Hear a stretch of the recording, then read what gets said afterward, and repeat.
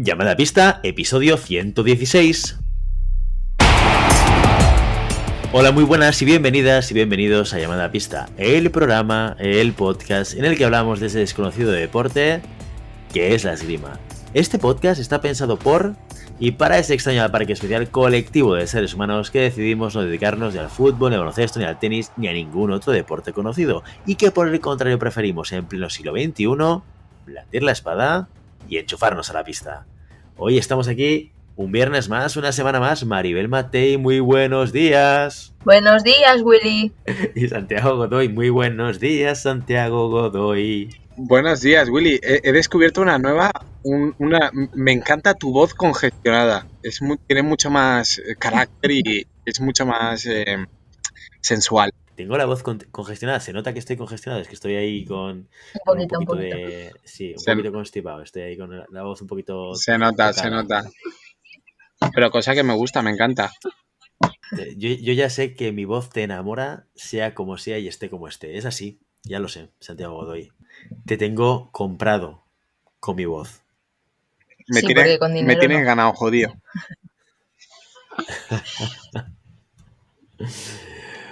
Muy bien, oye, una semana más nos reencontramos aquí. Ahora todo el mundo se estará preguntando, este episodio, ¿por qué no es del Campeonato de España? ¿Por qué no ha habido directo esta semana? ¿Qué ha pasado? Porque ha habido un evento súper importante este fin de semana, del cual no vamos a hablar en llamada a pista en este episodio 116 del 11 de junio del 2021. ¿Y eso por qué es? Porque estamos preparando un directo de los que nos gustan, con invitados, a ver si vienen, que esto no depende solamente de nosotros. Pero estamos preparando, estamos urdiendo un plan para que la semana que viene podamos todos disfrutar de un directo de llamada a pista comentando semifinales y final, y si tenemos suerte, tener a los protagonistas también en directo para recibir nuestras preguntas. Así que ya sabéis que, bueno, vamos a estar liados editando, preparando, planificando y organizando ese directo. Y por eso hoy no hablamos del Campeonato de España. ¿Lo conseguiremos? Lo conseguimos todo siempre. Lo conseguiremos, pues el año pasado lo conseguimos, ¿eh? No, el año pasado fue brutal y este año también va a ser brutal. Porque es que tú piensas que ya nadie puede decir que no a una llamada a pista.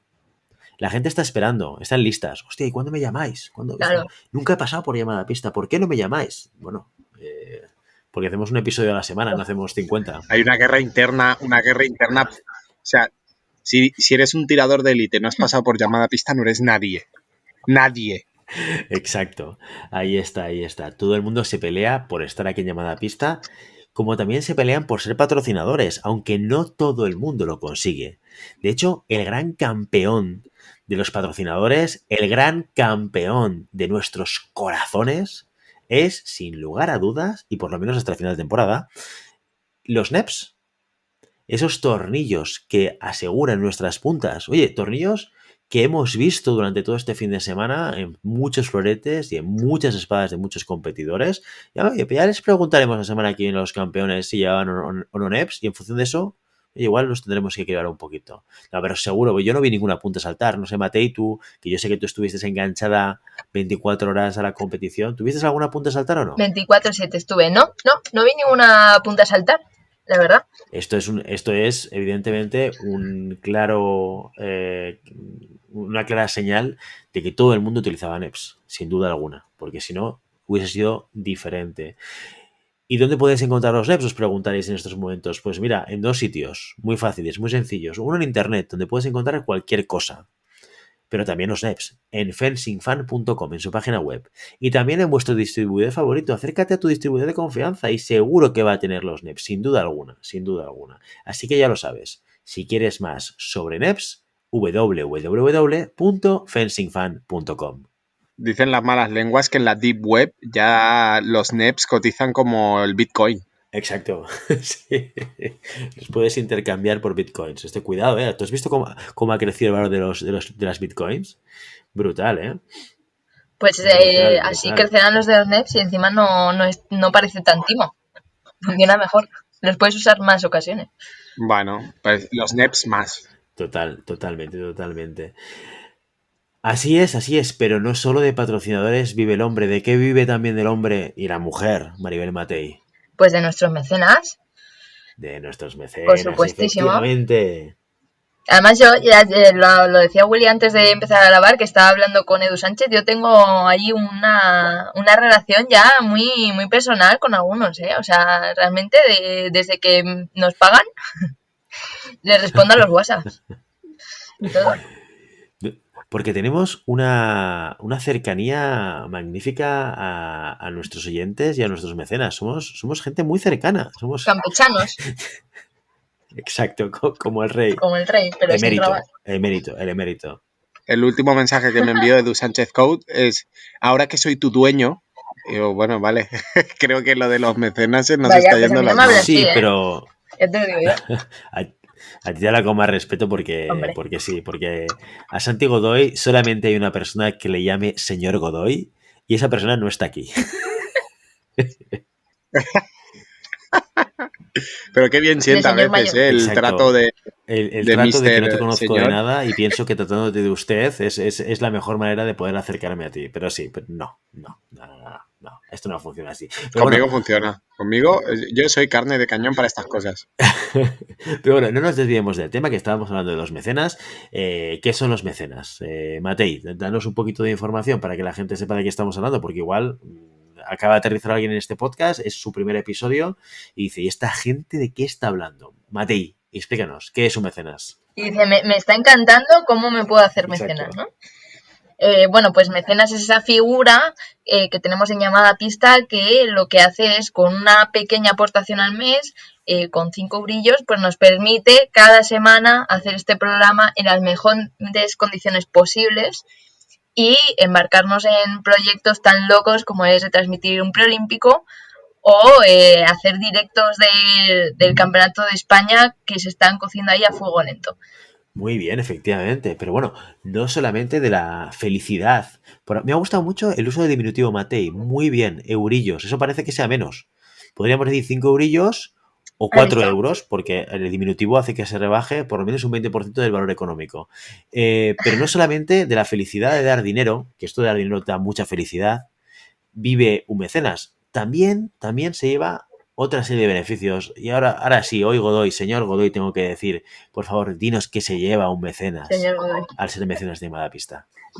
Primero de todo se lleva una birra bien fresca de premium, ¿sí? No de las chivecas de lata, no, premium en su copita, con sus lágrimas alrededor, que dice que está bien fresquita. De estas que son artesanas, ¿sabes? Que saben mejor y que compensan los 5 eurillos que estás dando. De Maribel Matei, claro. Esto ya ha escalado a la Sí. primera posición. De repente es lo primero que se lleva el mecenas. De hecho, vamos a quitar el resto de beneficios y vamos a dejar solo este.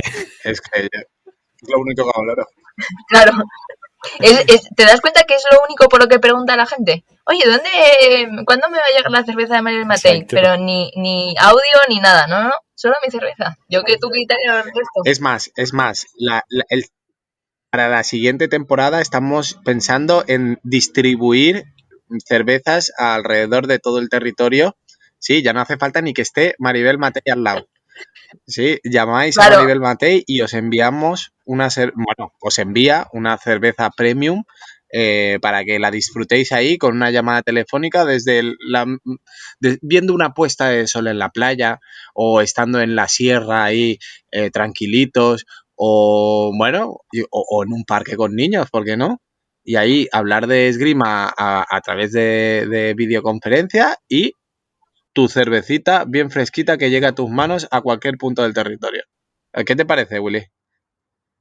A Matei le encanta la idea. Cada vez que hablamos de esto, Santi me mete más cargas. Matei está encantada. Pero yo subiría la apuesta. Sí. Yo subiría la apuesta. Ya veremos qué pasa en la temporada número 4 de Llamada Pista. Porque a lo mejor tenemos que superar la cerveza y pasar al gin tonic. Y lo dejo aquí. No lo sé, Matei. Te estás haciendo mayor y creo que deberías empezar a refinar tus gustos en tus cócteles. No me gusta nada el gin tonic. Bueno, tampoco te gustaba la cerveza cuando la probaste, como a todo el mundo, pero al final todos la bebemos. Ya, es verdad.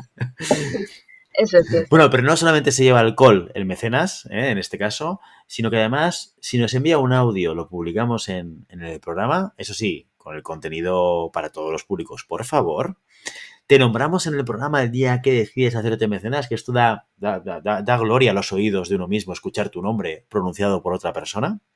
Y por último, es un tema de conversación que te permite también, cuando estás con tus amigos, con tus colegas o con tus panas, depende de la edad que tengas, pues alardear y comentar qué maravilloso es en el 2021 poder sentirte mecenas de un programa tan maravilloso. No sé si maravilloso, pero por lo menos constante. Esto no nos lo quita nadie. La constancia de este programa. Hombre, 116 episodios. Y apoyarlo de esta manera. 116 episodios, efectivamente. O sea, yo creo que nadie se imaginaba que hubiésemos llegado hasta aquí y nadie se imaginaba que podríamos llenar tantos minutos hablando de esgrima. Porque puede parecer fácil, pero hazlo tú, majete. Hazlo tú, ponte tú a hacerlo. Muy bien, pues hablado ya de nuestros patrocinadores, hablado ya de los mecenas, lo que nos queda antes de entrar en nuestro contenido es hablar de las noticias de la semana. El calendario nacional continúa con los campeonatos de España cadete, junior y sub-23. Tras la competición senior celebrada el pasado fin de semana, es el turno de las categorías inferiores. A partir de mañana, el Club de Esgrima Santa Teresa de Ávila organiza el Campeonato de España cadete a las 3 armas. Algunos de los tiradores y tiradoras que participen en esta competición también lo harán en Roda de Duero, Burgos, los próximos 19 y 20 de junio. Allí terminarán su temporada nacional los menores de 20 y de 23 años. En el terreno internacional, esta semana se ha hecho pública la selección italiana para Tokio. La Fedescherma, que consiguió clasificar equipos en todas las armas, ya ha otorgado sus 24 plazas. Y en la lista de tiradores y tiradoras hay de todo. Nombres que conocen muy bien lo que es competir en unos juegos y otros que debutan este verano en la competición olímpica. El florete femenino era una de las armas de las que estábamos más pendientes tras la salida de Elisa Di Francesca por maternidad, y con Alice Volpi, Ariana Errigo y Martina Battini como apuestas seguras, quedaba la duda de quién sería la cuarta del equipo. Y lo cierto es que la resolución ha sido totalmente inesperada. Ni Francesca Palumbo ni Camila Mancini. La elegida ha sido Erika Cipresa. La noticia ha causado gran revuelo en Italia por 2 razones. La primera, porque la tiradora es hija de Andrea Cipresa, director técnico del florete nacional. La segunda, porque tanto Palumbo como Mancini tienen mejor ranking internacional. La polémica, que ha llegado hasta el Senado italiano, se ha intentado aplacar con las declaraciones del presidente de la federación, Paolo Azzi, quien ha respaldado la decisión de Cipresa. Fuera del culebrón del florete femenino, el resto de las armas han dado pocas sorpresas. En florete masculino, los medallistas olímpicos Daniele Gadrozzo y Andrea Casara acompañan a Alessio Focconi en su primera participación en unos Juegos. El cuarto del equipo, como en Londres 2012, será Giorgio Abola. En espada masculina, Marco Fischera, Enrico Garozzo y Andrea Santarelli, 3 de los 4 subcampeones de Río 2016 por equipos, se les unirá Gabriele Cimini. La femenina presentará a Mara Navarria, Rosela Fiammingo, plata individual en 2016, Federica Isola y Alberta Santuccio. El sable femenino repite con Rosela Gregorio e Irene Becchi. Junto a ellas, Martina Crisio debutará en la modalidad individual y Michela Battiston será la cuarta del equipo. En masculino, el veteranísimo Aldo Montano se mantiene en el cuarteto como reserva. Enrico Ber, Luca Curatori y Luigi Samele completan la expedición italiana. Y hasta aquí las noticias de la semana. Bueno, increíble cómo la lían los italianos. Salsa rosa de la buena para comentar y para llenar el hola y el 10 minutos. Esto es maravilloso. ¿Cómo puede ser que la hayan liado tan parda? Porque parece ser que no hay ningún tipo de elemento técnico para poder, ¿no?, soportar la decisión, ¿no?, de incluir a Cipresa en ese equipo.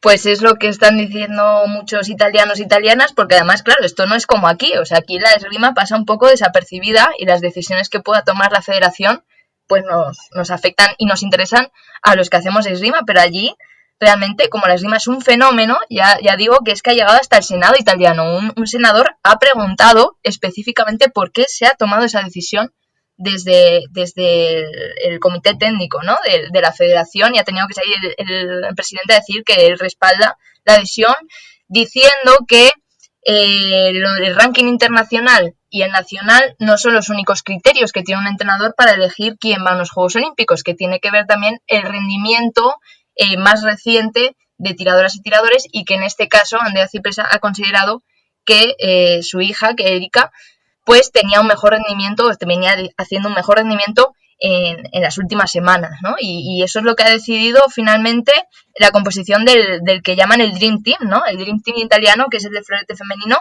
que se había quedado un poquillo cojo con la salida de Elisa Di Francesca, pero realmente yo creo que nadie se esperaba, teniendo a Palumbo y a Mancini ahí más alto en el ranking internacional, y que además habían salido con el equipo nacional ya a competiciones internacionales, que se hiciese pública esta decisión. Pero claro, es que todo en Italia al final se convierte en escándalo. No, bueno, es que es impresionante. No, es que ha tenido mejor rendimiento en los últimos días, semanas, horas, ¿no? ¿Cuál es el criterio de todo esto? No, es que es familiar de, bueno, venga, ahora sí que lo entiendo. Ahora empezamos a atar cabos, ¿no? Menuda liada. Y habrá que verlo, ¿no? Porque yo supongo que todos estamos esperando en Tokio una final por equipos Rusia-Italia, que no sea la primera vez ni la última que la vemos, y seguramente son las dos nacionalidades que más se pelean por medallas en florete femenino, pero recordemos que la principal tiradora rusa, que ahora me recordarás el nombre, Maribel, porque no me acuerdo, Deriglanzova, suele tener muy buen asalto con Alicia Volpi, y la que le suele plantar más cara suele ser Elisa Di Francesca, por lo menos lo que hemos visto en los últimos años, ¿no? Así que la caída de Elisa Di Francesca va a ser un duro golpe para enfrentarse contra las rusas. ¿Quién crees que va a cerrar en el equipo italiano? Pues por veteranía debería ser Rigo, ¿no? Porque al final también hubo mucho culebrón con el equipo italiano entre Rigo y Di Francesca, ¿no? Hubo movida interna, pero es cierto que Volpi llega en principio mejor ranking y mejor nivel, por lo menos individual. Pero, claro, esto depende mucho de, pues eso, de decisiones técnicas y del rodaje que hayan tenido por equipos. En las últimas competiciones en las que no estaba Di Francesca, y creo que solo fue la última, que fue la de, si no me equivoco, la última antes de la pandemia, no sé si cerró Volpi, bueno, eso habrá que verlo, pero yo creo que Italia, si en una posible hipotética final Rusia-Italia, cualquiera que se ponga a cerrar el equipo lo va a tener muy complicado. O sea, Di Francesca, muchos floretistas y muchas floretistas que vean Esgrima normalmente tendrán en su mente una remontada por equipos que le hace Dillasova a Di Francesca bestial. Ahora mismo no me acuerdo en qué competición, pero es que es absolutamente increíble, y era la que cerraba, ¿no? Era la que no podía perder esa posición, Elisa Di Francesca. Entonces, ponga quien ponga a cerrar ese asalto, va a ser muy complicado, porque ahora mismo Dillasova está a un nivel espectacular. Veremos si no hay bronca también por ver quién cierra el equipo. Creo que no, creo que ya con una gallina fuera del gallinero, ¿no? Y que era Di Francesca, va a haber más tranquilidad. Lo que pasa es que falta ver cómo se configura ese equipo. Bueno, pues lo veremos en las Olimpiadas, y yo creo que todos estamos deseando ver un Rusia-Italia, porque esos han sido los combates por equipos más intensos y más duros de ver en esta modalidad de florete femenino por equipos. Muy bien. Oye, noticias de la semana. Ya empezamos a oler Tokio. Ya empezamos a recibir noticias sobre composiciones de equipos en Tokio. Y los seguiremos explicando aquí en Llamada a Pista. Toda la información que nos vaya llegando, toda la que vayamos viendo, ya sabéis, lo compartiremos con todos vosotros. Y lo que toca ahora, señor Godoy. Te voy a llamar a partir de ahora señor Godoy. Me parece estupendo. Señor Godoy. Yo a sus pies, señor Godoy. Me parece estupendo. Debería ser así siempre. No te lo creas mucho. Pero que se viene arriba, hombre. Señor Godoy, ¿qué contenido traemos a la audiencia hoy en este episodio 116 de Llamada a Pista? Bueno, mira, hilando un poco con Elisa Di Francesca y su ya ciclo final, que podemos intuir, ¿no? de su etapa de tiradora. ¿Qué pasa con esos tiradores, ¿no? que poco a poco van en esa transición de pasar de tirador a ser entrenador, ¿no? Siempre nos hemos puesto en el lugar de los tiradores, de de sus carreras deportivas o nos hemos puesto en el lugar de los entrenadores y de su carrera de entrenador. Pero ¿qué pasa en ese impasse, ¿no? ¿Qué pasa en esa transición que hace que los tiradores cojan ese gusanillo por el entreno? ¿Y qué pasa en esa transición? Porque todo el mundo, quien más, quien menos, quien sea más mayor o más novato o más joven, ha tenido cuanto menos una oportunidad para poder llevar un grupo o poder llevar un entreno o hacer alguna sustitución, ¿no? El típico chaval avanzado o chaval o chavala que demuestra un interés mucho mayor por el deporte y le dices, hostia, ¿por qué no llevas a este grupo de niños? ¿O por qué no me haces esta clase a ver qué tal? Entonces, ¿qué pasa en ese momento cuando ese por qué no intentas llevar algo cala y se mete el gusanillo del oye, pues no está mal esto de enseñar esgrima? ¿Qué nos puede pasar o qué es la primera impresión que nos puede surgir y cómo poco a poco esa primera impresión se va transformando en una necesidad de transformar ese conocimiento que tenemos de tiradores en un elemento de enseñanza y de aprendizaje para futuros esgrimistas, ¿no? Entonces, por ejemplo, a mí me pasó que cuando yo estaba en el CAR, era a un tirador, me dieron la oportunidad de poder entrenar un grupo de adultos de ocio. Entonces, en ese momento, para mí era relativamente fácil, ¿no? Porque el nivel de conocimiento que podían tener en ese momento los iniciantes era bastante limitado, por no decir nulo, y con los conocimientos que yo podía tener en ese momento podía dar una clase solvente, por decirlo de una manera. Pero sí que es verdad que en un momento dado te das cuenta de que saber esgrima no es lo mismo que enseñar esgrima. O tener conocimiento de acciones de esgrima no es lo mismo que poder dar esa información y que otra persona lo coja, ¿no? Entonces ahí entra el proceso de cómo consigo traducir toda esa información que yo tengo de tirador para que otra persona la entienda y la pueda aplicar. Entonces, en ese momento es cuando empiezas a informarte o a formarte en elementos de enseñanza. Ya no solo te hace ser más tener mucho más conocimiento, mucha más conciencia de la esgrima, sino que también llega un momento en que en esa transición o en ese periodo que se solapan las dos cosas, eres mejor tirador, ¿no? Porque entiendes el vocabulario, entiendes el mecanismo, entiendes el porqué, y en ese momento de que entiendes el porqué, entiendes por qué funciona. O lo más importante, que a veces se nos pasa por alto, es por qué no funcionan las cosas. ¿Por qué no funciona la finta? ¿Por qué no funciona el engaño? ¿Por qué no funciona la invitación? Porque esa invitación, ese engaño, esa finta requiere de una preparación y requiere de una coordinación y de un elemento que si no lo tienes interiorizado y si no lo entiendes como tal, será muy difícil que lo puedas aplicar en la pista. Entonces, en ese momento que tienes que entenderlo porque tienes que explicarlo, hace que como tirador seas mucho más completo en este sentido. ¿Qué puede pasar? Que en esta transición, que es lo que me pasó a mí, por ejemplo, en esta transición, el ser mejor tirador ya estaba por debajo de ser mejor entrenador. Me interesaba mucho más la vertiente de aprender esgrima para poder enseñarla que no aprender esgrima para poder utilizarla. Y en ese momento te vas dando cuenta que hay muchísimos detalles y empiezas a valorar muchísimo el trabajo de tus entrenadores.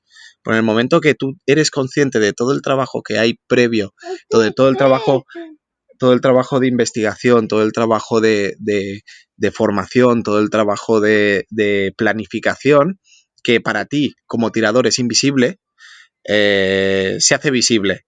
Entonces, en ese momento te vas dando cuenta que la esgrima es mucho más amplia y que el deporte es mucho más complejo de lo que nosotros imaginamos. Pues nosotros cuando practicamos un deporte, simplemente vemos el árbol, ¿no? No vemos el bosque. Queremos que nuestro árbol sea frondoso, queremos que nuestro árbol sea bonito, que sea grande, que tenga raíces fuertes, que soporte todo, pero no vemos que hay un conjunto detrás que hace que ese árbol crezca, ¿no? Un árbol no va a crecer solo, necesita un conjunto que le permita poder desarrollarse entre iguales, que le permita ver qué árbol es mucho mejor y qué características tiene ese árbol para poder replicarlo. Entonces, en ese momento te das dando cuenta que quizás es mucho más compleja la esgrima vista desde el punto de vista de un entrenador que vista desde el punto de vista de un tirador. Y aún más, un poco más allá, no es que sea mucho más completa, es que es mucho más compleja y es mucho más divertida porque tú cuando eres tirador, el trabajo que hace el entrenador es simplificarlo para que tú lo que consigas es una ejecución rápida de la acción, ¿no? Definir rápido y ejecutar rápido. Pero el entrenador tiene que ver todas las posibilidades de esa acción, cuáles son mejores, cuáles son peores, saber enseñar las mejores y saber definir cuáles son las peores. Por lo tanto, una acción que a priori puede ser muy simple, el entrenador tiene que tener una visión muchísimo más amplia para poder dar solución a cualquiera de las situaciones que pueda generar ese elemento.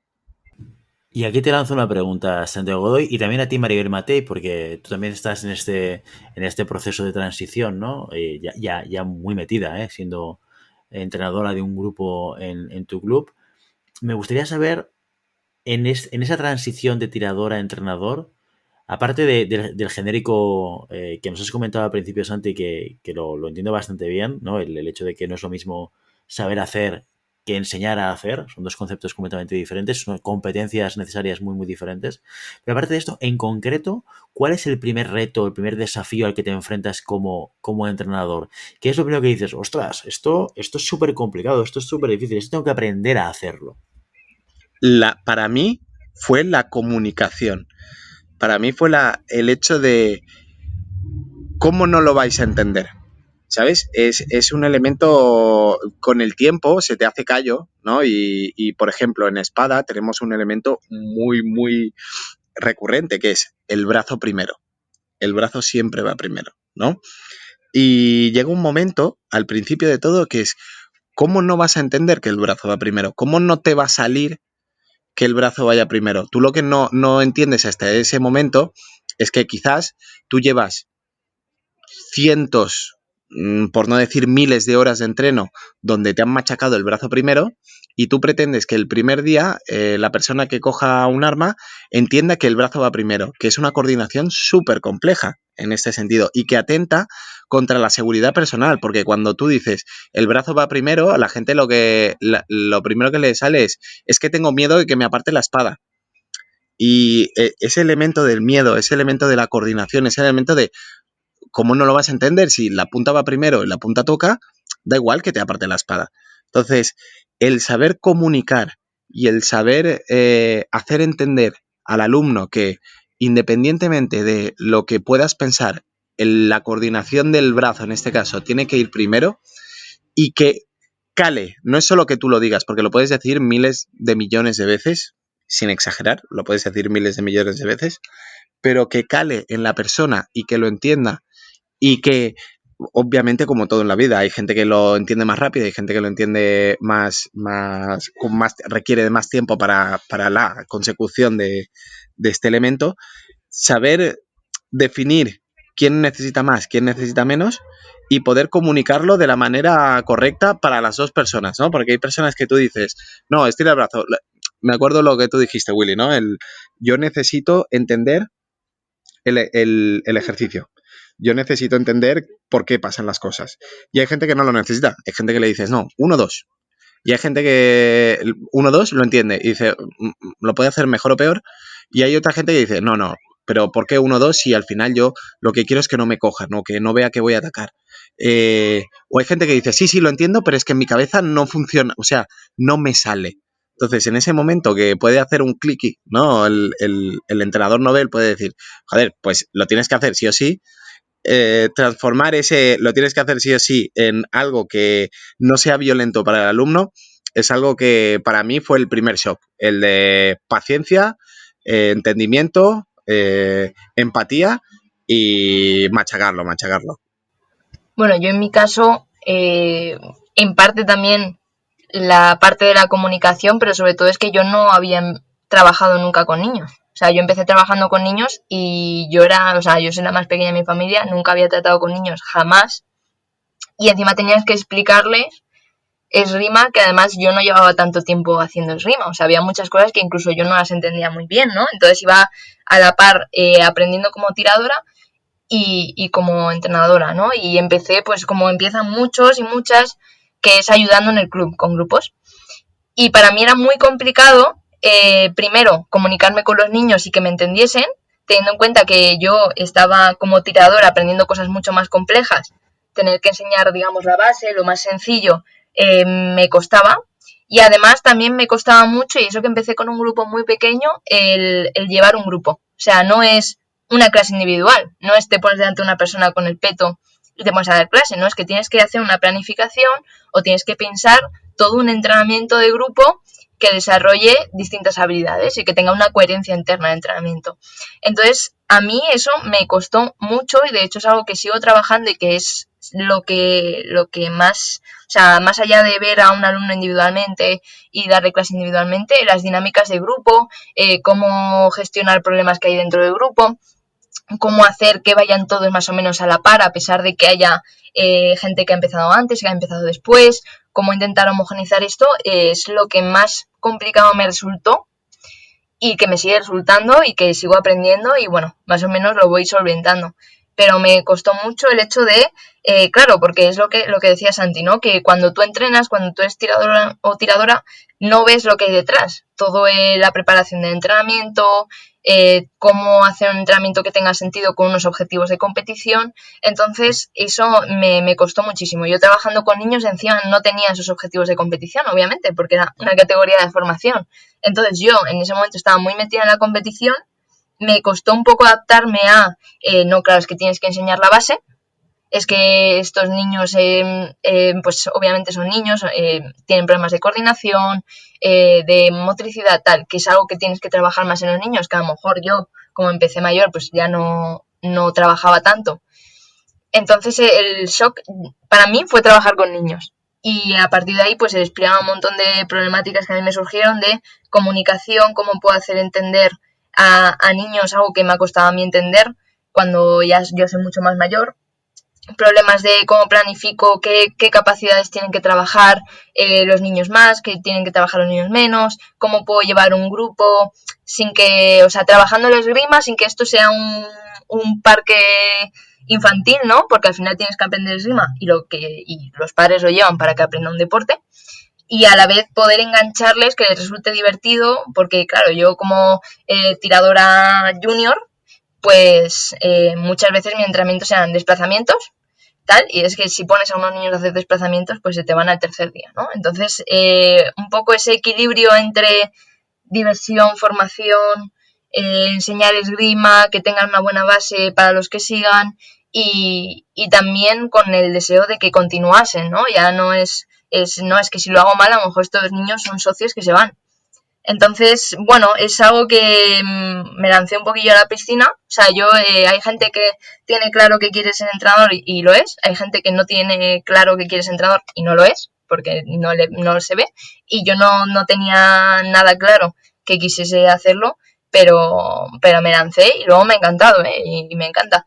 Pero voy aprendiendo, llevo muy poquito tiempo, voy aprendiendo de aparte de entrenadores y demás, de mi propia experiencia un montón y de los niños muchísimo más, ¿no? Y lo que decía Santi es, yo es cierto que casi todo lo que he estado entrenando a peques ya no he estado compitiendo, no he sido ya tiradora, lo dejé, pero ahora entiendo muchísimo mejor la esgrima por lo que decía Santi, esa necesidad de tener que simplificar las cosas, tener que explicarlas y tener que entenderlas tú para poder explicarlas. Y yo hay acciones que como tiradora no entendía y no hacía porque no entendía, y ahora entiendo mucho más.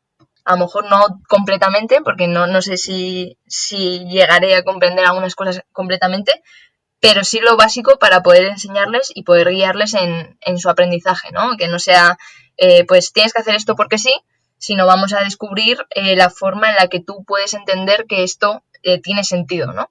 Y, y por otro lado también me costó mucho, y me sigue, ya menos, me costó mucho no trasladar algunos fallos míos que tenía como tiradora a mis alumnos y alumnas, ¿no? Y es algo en lo que intento hacer muchísimo hincapié cuando programo en los entrenamientos, cuando doy las clases individuales, es eh, fijarme en lo que yo hacía mal para que ellos no lo hagan, ¿no? Y eso también me costó un trabajo de introspección, de es que esto no lo hacías tú bien, X cosa, pues yo qué sé, los entrenamientos, tomárselo como entrenamientos, no como competiciones y demás. O sea, ya no solo cosas de acciones de esgrima, de técnica y de táctica, sino de visión del entrenamiento, de entendimiento del entrenamiento, que intento no trasladar. Y esa labor de introspección la tuve que hacer y la sigo haciendo para poder enseñarles de la forma en que yo considero más óptima, ¿no? Para ellos. Para mí también un elemento que me costó o que me generó un poco bueno, de dificultad, sobre todo es cuando empecé a dar clases individuales. Para mí la clase individual es como el sumum del conocimiento, ¿no?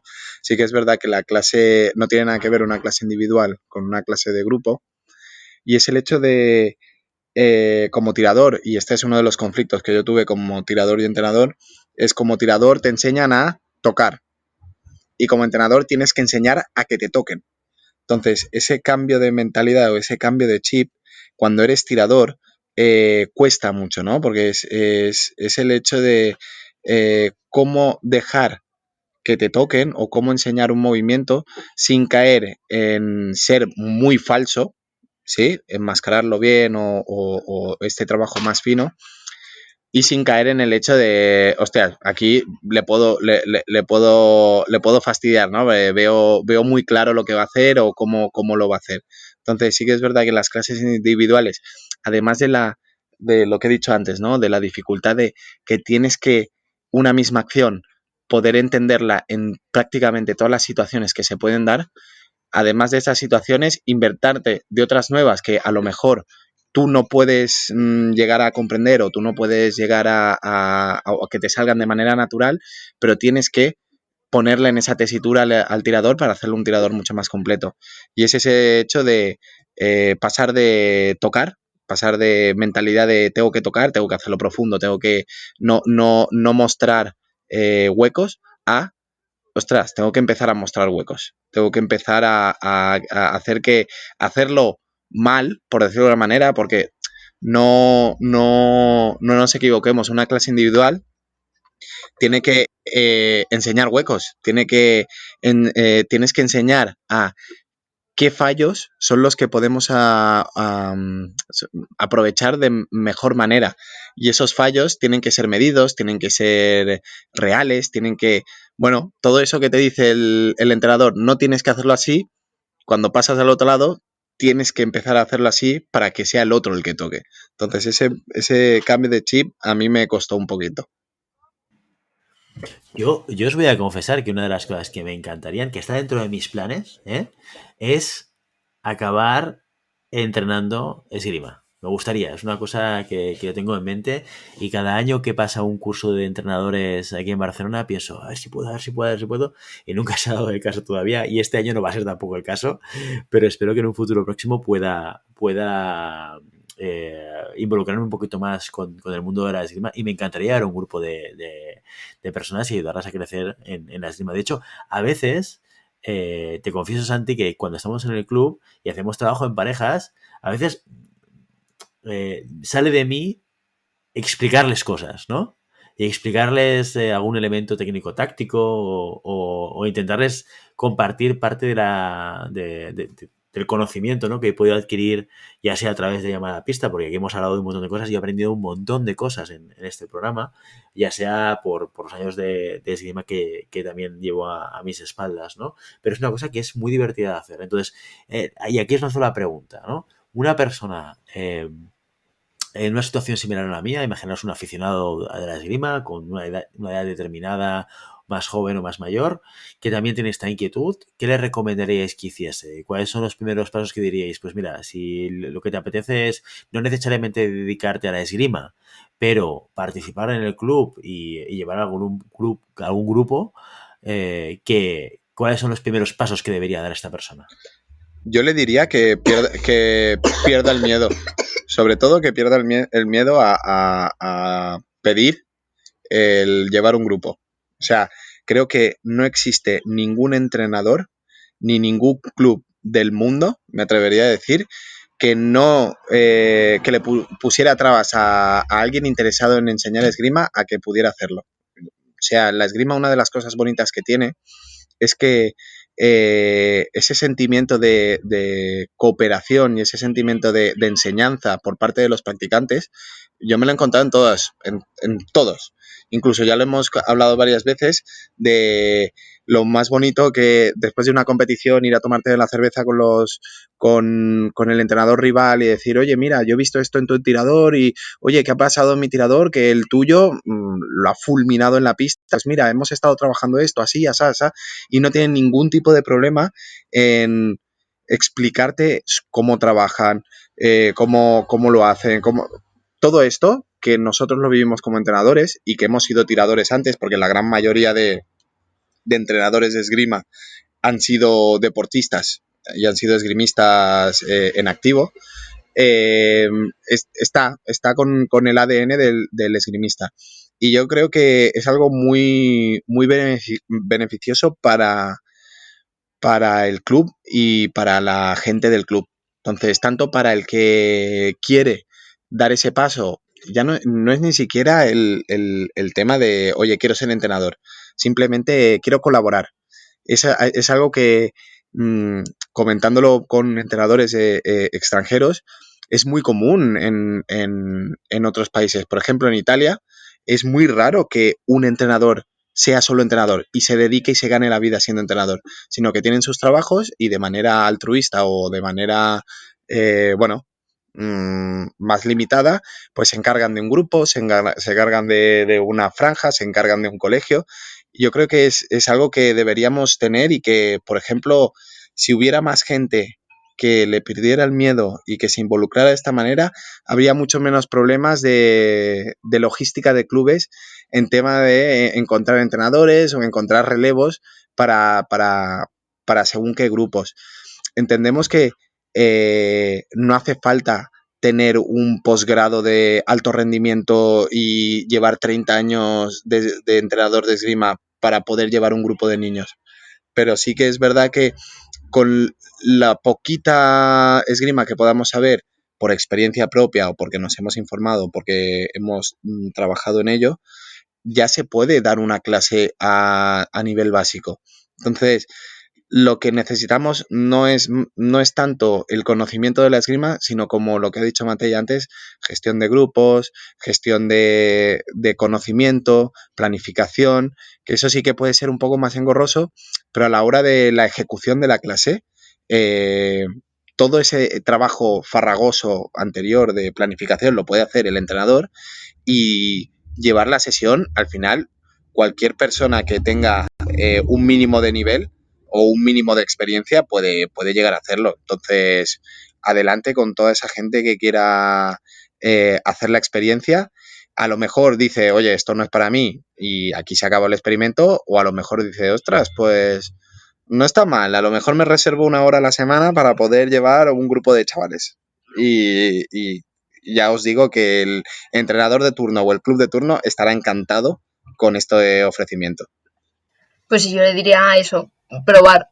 Yo en cuanto probé, o sea, yo ahora lo veo con retrospectiva, que no tengan miedo a equivocarse porque es también un proceso de aprendizaje, ¿no? Yo hay cosas que ahora enseño, yo me acuerdo de mis primeras iniciaciones que hice, que ahora viéndolas digo, ojo, pues podría haber hecho mucho mejor, porque ahora tengo otros conocimientos, han pasado por mí más alumnos y alumnas, he visto los déficits que podía haber de entendimiento, que ellos me entendiesen a mí, que yo les entendiese a ellos lo que estaban pensando y demás. Y ahora la experiencia al final te da esa mejora y poder hablar, pues eso, con el entrenador, digamos, jefe o entrenador principal, de, oye, he pensado esta forma de enseñar esto, ¿qué te parece? He pensado este juego para desarrollar esta capacidad o esta acción y demás, y probarlo y decir, pues esto tiene tal este problema, este problema, este problema. Y intentar mejorar e innovar, pues vamos a sacar ejercicios de aquí y demás. Y ir probando. Realmente yo empecé así. O sea, yo no, lo que decía, no tenía ninguna expectativa de, es que de aquí a 10 años me veo entrenando. Y al final llevo tres años con grupos y la verdad es que si notas que te engancha, o sea, si pruebas y notas que te engancha, porque además lo notas, ¿no? De ese momento en el que, vamos, si eres tirador mientras empiezas esa carrera de entrenador, lo notas de repente lo que decía Santi, ¿no? Te importa más que tus alumnos mejoren, que entiendan mejor esta acción que la otra, que hacerla tú mejor en la pista o que conseguir más resultados en competiciones, ¿no? Cuando tú notas que quieres que tus alumnos aprendan más, que dedicas más tiempo a ver cómo puedes entrenar esta u otra acción o otra capacidad, ese momento en el que te enganchas ya viene todo rodado, porque te formas más, porque preguntas más, porque pruebas cosas nuevas, evalúas tu propio trabajo. Entonces yo creo que el inicio es probar, siempre es mejor con cierta supervisión de decir,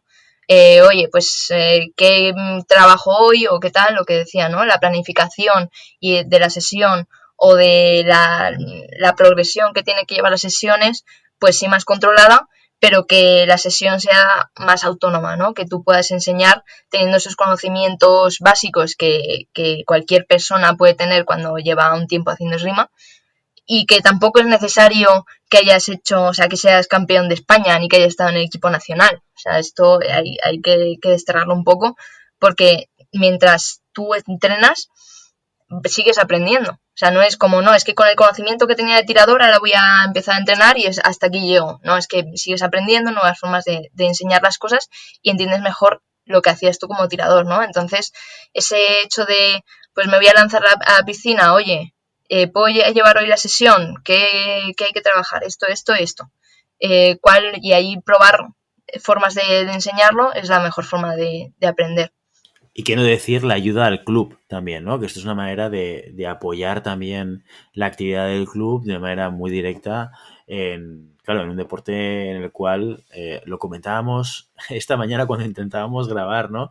Que justamente seguramente en el mundo de la esgrima faltan entrenadores también, ¿no?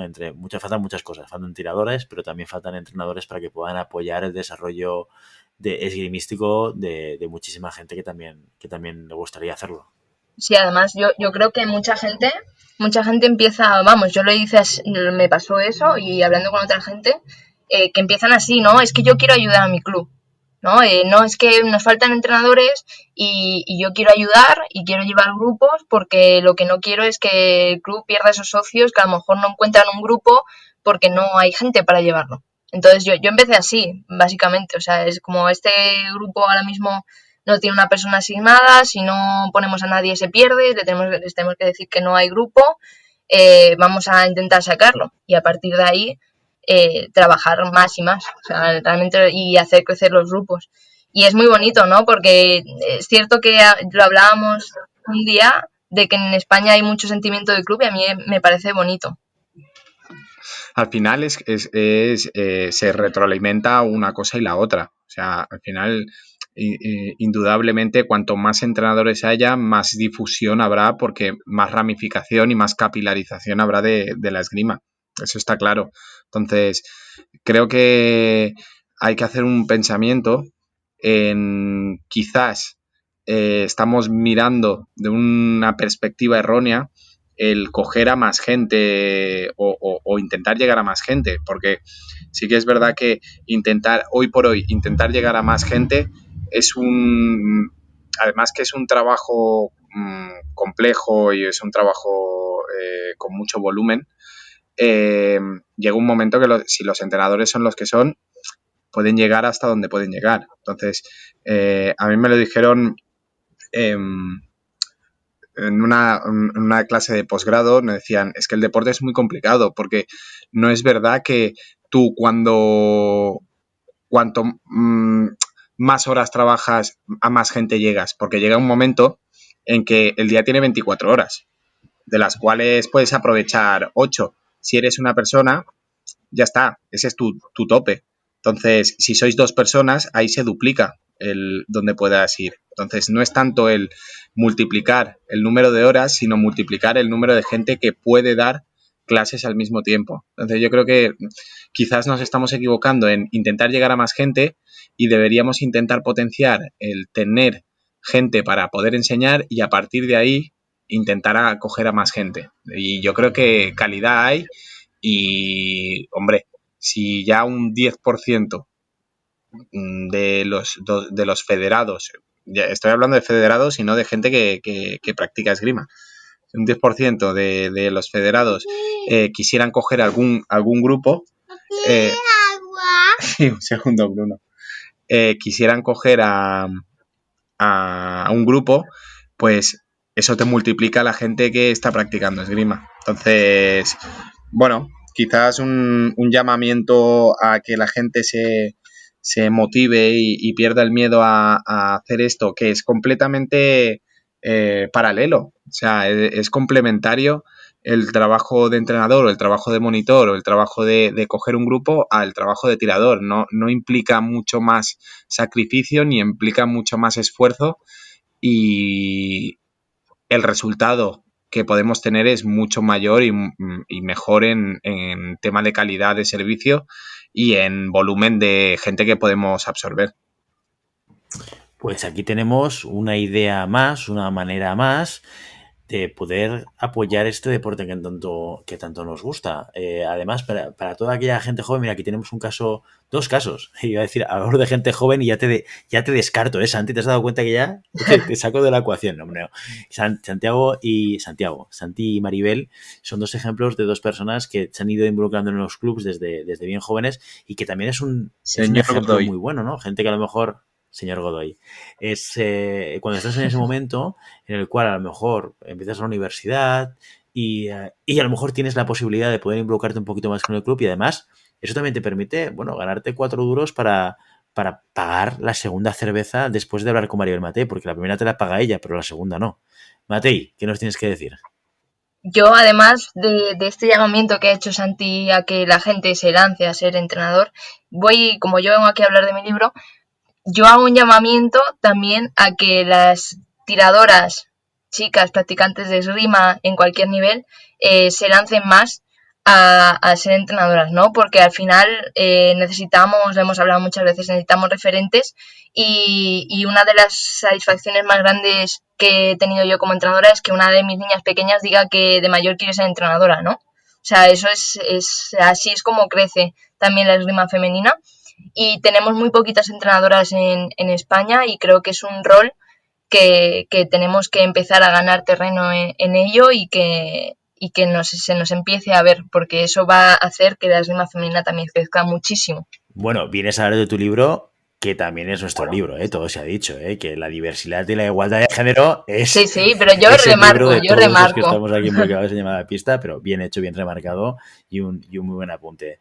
Muy bien, chicos, pues hasta aquí lo que se da y lo que se daba. Hasta aquí nuestro episodio de hoy. Como siempre, queremos invitaros a que os pongáis en contacto con nosotros, nos deis vuestra opinión y nos digáis si queréis que hablemos de algún tema concreto o si tenéis alguna pregunta. Lo podéis hacer a través de la página web llamadapista.com/contacto o a través de redes sociales, Instagram, Facebook y Telegram, que últimamente está muy divertido Telegram. No hemos comentado nada de Telegram y han pasado cositas por lo menos divertidas. Y si el contenido de este podcast te gusta, no te olvides suscribirte, compartir este episodio en cualquier red social, darnos 5 estrellas en iTunes y comentar lo que quieras tanto en iVoox como en Spotify. Muchas gracias por todo, por tu tiempo, por tu atención y por tu interés en este maravilloso deporte que es la esgrima. Nos escuchamos la semana que viene. Hasta entonces. Adiós. Adiós.